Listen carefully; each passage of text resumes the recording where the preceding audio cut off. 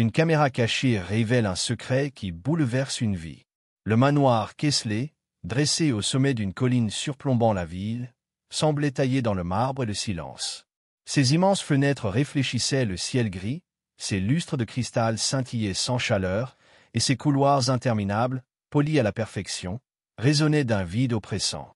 Chaque détail, des tapis perçant aux sculptures modernes, criait la richesse, mais pas la vie. C'était le royaume de Jonathan Kessler, un millionnaire de 42 ans dont la mâchoire carrée et les costumes sur mesure incarnaient une discipline inflexible. Homme d'affaires redoutable, il dirigeait son empire technologique avec une précision d'horloge suisse. Chaque seconde était monétisée, chaque décision calculée. Les émotions, des failles dans une machine bien huilée, même chez lui. 2 ans plus tôt, la mort brutale de sa femme, Claire, dans un accident de voiture avait brisé quelque chose en lui. Incapable de faire face à la douleur, Jonathan s'était retranché dans le travail, transformant son deuil en une armure d'efficacité. La seule trace de vie dans le manoir était Oliver, son fils de 8 ans. Pâle, aux yeux d'un bleu délavé, Oliver était confiné à un lit d'hôpital installé dans une chambre transformée en unité médicale. Une maladie neurologique rare, diagnostiquée à l'âge de 5 ans, lui avait volé la capacité de marcher, de courir, de tenir un crayon sans trembler. Ses journées se résumaient à des perfusions, des moniteurs qui bipaient doucement et des visites occasionnelles de médecins en blouse blanche. Jonathan, lui, était rarement là. Il partait avant l'aube, rentrait après minuit, convaincu que l'argent, celui qu'il dépensait pour les meilleurs spécialistes, les équipements de pointe, les infirmières à domicile, suffisait à combler son absence. L'amour, pensait-il, pouvait s'acheter. Et puis, il y avait Grace. Âgée de 34 ans, cette femme noire au regard doux et à la démarche discrète semblait presque invisible dans son uniforme gris et blanc de femme de chambre. Engagée 6 mois plus tôt par une agence, elle avait pour seule mission de nettoyer le manoir, épousseter les meubles, polir l'argenterie, laver les sols. Rien de plus. Pourtant, Jonathan commença à remarquer des changements subtils. Oliver, d'ordinaire muet et renfermé, esquissait parfois un sourire. Il mangeait ses repas au lieu de les repousser. Une fois, Jonathan l'avait même entendu fredonner une mélodie, un son si étranger dans cette maison qu'il en avait frissonné. Il chassa ses observations, les mettant sur le compte d'un traitement médical ou d'un hasard. Mais une méfiance grandissante s'installa en lui. Pourquoi son fils semblait-il plus vivant?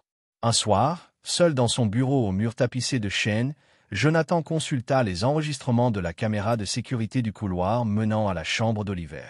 Juste un coup d'œil, se dit-il, pour apaiser son esprit. Ce qu'il vit le figea. Grace était là, assise au chevet d'Oliver, éclairée par la lumière tamisée d'une lampe de chevet. Elle ne se contentait pas d'être présente, elle lui tenait la main, ses doigts fins enveloppant ceux, frêles, du garçon. Elle repoussait doucement les mèches de cheveux blonds collées à son front moite, racontait une histoire de pirate avec une voix rieuse, pleine de vie. Sur une table à côté, un ours en peluche usée, visiblement étranger au décor luxueux du manoir, trônait comme un trésor. Nuit après nuit, les images révélaient Grace nourrissant Oliver à la cuillère avec une patience infinie, chantant des berceuses africaines qu'elle murmurait dans sa langue maternelle, ou appliquant un linge humide sur son front lors de ses accès de fièvre. Une nuit, elle avait même dormi recroquevillée sur une chaise inconfortable près du lit, veillant sur lui alors que son état empirait. Personne ne lui avait demandé cela. Personne ne l'avait payé pour cela. Jonathan fixa l'écran, le cœur battant, longtemps après la fin des enregistrements. Une partie de lui, forgée par des années de méfiance dans un monde où l'argent attirait les opportunistes, refusait de croire à tant de dévouement. Pourquoi une femme de ménage, payée au salaire minimum, se soucierait-elle ainsi de son fils? Cherchait-elle une récompense? Un avantage? Poussé par cette suspicion, il prit une décision qu'il justifierait plus tard comme un acte de prudence. Il fit installer une caméra cachée dans la chambre d'hôpital d'Oliver, nichée discrètement dans le cadre d'un luminaire en cristal. C'est pour sa sécurité, murmura-t-il en signant l'ordre d'installation. J'ai le droit de savoir. Le lendemain soir, enfermé dans son bureau, il lança la diffusion en direct. L'écran s'alluma sur la chambre d'Oliver, baignée d'une lumière stérile. Le garçon, plus pâle que jamais, serrait un oreiller contre sa poitrine, ses yeux mi-clos fixant le plafond. Grace entra, portant un plateau avec une serviette soigneusement pliée. Elle s'assit à son chevet, prit sa main et murmura. « J'ai apporté ton préféré, petit héros. » Elle déplia la serviette, révélant 2 biscuits au beurre doré, fait maison. « Ne dis rien à l'infirmière, d'accord. » Oliver esquissa un sourire, faible mais sincère. « Merci, Grace. » Elle se pencha vers lui, son visage rayonnant de tendresse. « Tu sais, tu es plus fort que tous les super-héros de tes dessins animés. Plus fort que Captain Thunder, même. » Les lèvres d'Oliver tremblèrent, et sa voix, à peine audible, brisa le silence. « Maman me manque. » Grace ferma les yeux un instant, comme si les mots avaient touché une blessure ancienne. « Je sais, mon chéri. La mienne me manque aussi. » Puis, dans un geste spontané, elle se pencha et déposa un baiser léger sur son front. « Je ne laisserai jamais rien t'arriver, » murmura-t-elle, la voix tremblante d'émotion. « Même si ton papa n'est pas là. » Jonathan sentit son souffle se couper. Une douleur sourde lui serra la poitrine. Il ne dormit pas cette nuit-là. Il visionna chaque enregistrement, chaque moment volé. Grace lisant des contes à Oliver d'une voix douce, essuyant ses larmes avec un mouchoir brodé, défiant une infirmière impolie qui négligeait les besoins du garçon, se disputant même avec un médecin pour exiger des tests supplémentaires. Elle n'était pas une employée. Elle était la gardienne d'Oliver, une mère de cœur dans un foyer qui en manquait cruellement. Et lui, pendant tout ce temps, avait été aveugle, barricadé derrière ses bilans financiers et ses réunions interminables. Le moment qui le brisa complètement survint un mardi pluvieux. Oliver fit une crise, une de ces secousses violentes qui faisaient trembler son corps fragile. Les moniteurs hurlaient, mais le personnel médical, débordé ou négligent, tarda à intervenir. La caméra montra Grace accourant, ses chaussures glissant sur le sol de marbre. Elle s'agenouilla près du lit, tenant la tête d'Oliver avec une délicatesse infinie, murmurant « Reste avec moi, mon bébé, je suis là. Tiens bon. » Ses mains ne tremblaient pas, mais sa voix était un mélange de peur et de détermination. Lorsque la crise s'apaisa, elle s'effondra contre le lit, ses épaules secouées de sanglots silencieux, serrant la main d'Oliver comme si elle craignait qu'il ne lui échappe. Cette nuit-là, Jonathan se rendit au manoir sous une pluie battante. Il se posta à la porte de la chambre d'hôpital, son costume Armani trempé, ses cheveux collés au front. À travers la vitre, il vit Grace, ignorant sa présence, fredonnant une berceuse dans une langue qu'il ne comprenait pas. Elle berçait doucement la main d'Oliver, ses doigts noués aux siens. Le garçon dormait, sa poitrine se soulevant faiblement mais régulièrement. Jonathan, l'homme qui avait bâti un empire à coups de millions, n'avait pas de mots. Il avait cru que l'argent pouvait tout résoudre, les médecins, les machines, les traitements. Mais cette femme, qu'il remarquait à peine lorsqu'elle passait l'aspirateur, avait construit quelque chose d'inestimable. Un lien, un foyer, un amour qu'aucun chèque ne pouvait acheter. Il entra, ses pas résonnant dans le silence. Grace sursauta, se levant d'un bond, lissant nerveusement son tablier. « Monsieur Kingsley, je ne vous avais pas vu, » dit-elle, la voix basse, teintée d'une pointe d'appréhension. Elle ajusta une mèche de cheveux échappés de son chignon. Jonathan s'assit face à elle, ses yeux fixés sur Oliver, paisible malgré les tubes et les machines qui bourdonnaient autour de lui. « J'ai vu les images, » dit-il, la voix rauque, presque brisée. « J'ai installé une caméra dans sa chambre. Je voulais savoir ce qui se passait quand je n'étais pas là. » Grace se figea, ses mains crispées sur son tablier. Il poursuivit, les mots lui échappant comme une confession. « Je pensais que quelqu'un cherchait à manipuler Oliver, ou moi. J'ai eu tort. J'ai honte d'avoir douté de vous. » Un silence lourd s'installa, seulement rompu par le bip régulier des moniteurs.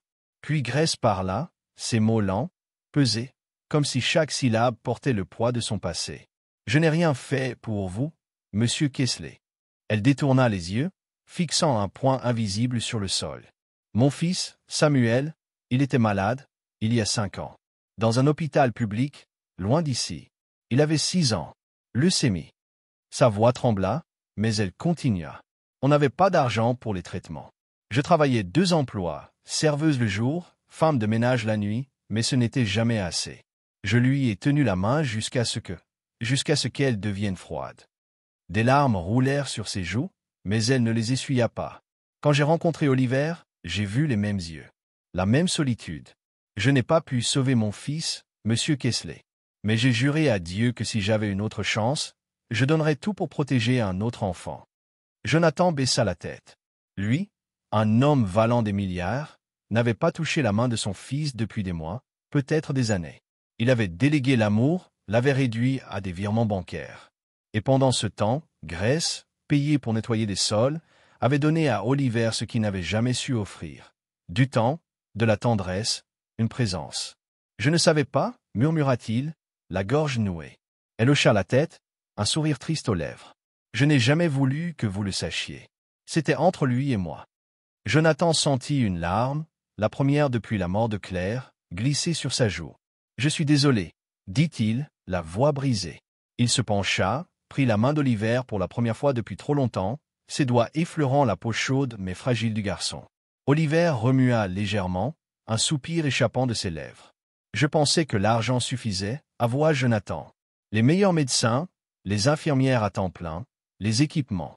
Je pensais que cela faisait de moi un bon père. » Grace le regarda, ses yeux débordant de compassion mais aussi de vérité. « L'argent les aide à survivre, monsieur Kessler.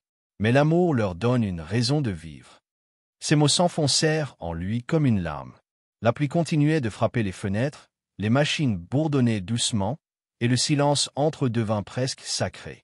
Grace se leva, prête à quitter la pièce pour leur laisser un moment, mais Jonathan l'arrêta. « Attendez, je veux vous offrir quelque chose. » Elle se raidit, une lueur de méfiance dans les yeux. « Monsieur, si j'ai dépassé les bornes. »« Non, écoutez-moi. » Il prit une profonde inspiration, ses mains tremblant légèrement. « Vous n'êtes plus une employée. Pas pour moi, pas pour Oliver.